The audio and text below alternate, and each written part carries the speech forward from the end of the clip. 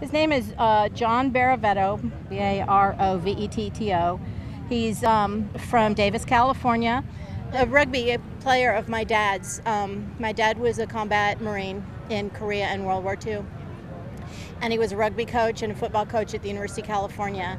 And Cal in the 1960s was a really not, troop-friendly kind of place.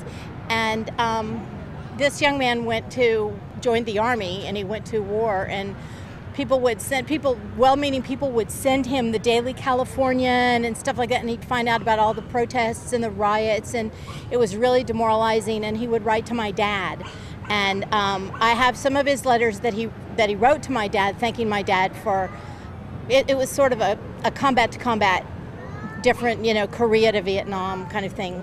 And then he came home from his first tour, and before he went home up to Davis, he came to dinner. My mom fixed a roast, prime rib and all that kind of stuff, and it was really nice. And he had these jewels. Well, he thought they were black pearls, and he told his mom when he got home, he said, "Send those black pearls to Mrs. Culliman, her daughter," because I was 16 or 15, and anyway, he went back for his second tour, and he was killed. And his mom sent this little box, and it said John's Black Pearls.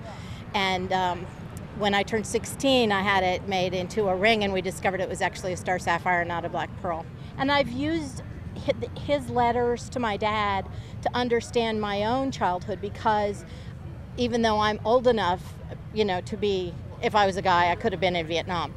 But in 1968, 69, during the Tet Offensive and all that, I was in high school, and you're trying to deal with, oh my gosh, there's the war, and this friend of our family's has been killed, or do I want to go to the prom? It was always, and then walking with my Marine father, wounded Marine, that's why he wasn't active duty, walking with him, and here he's a football coach at Cal, so if we go to an athletic event, there would be people painting their signs over in a corner of the parking lot or something, and I'd be walking along, and I'd be thinking that it was my job to protect my dad from the protesters, which if my dad was alive today would go, "You got to be kidding me."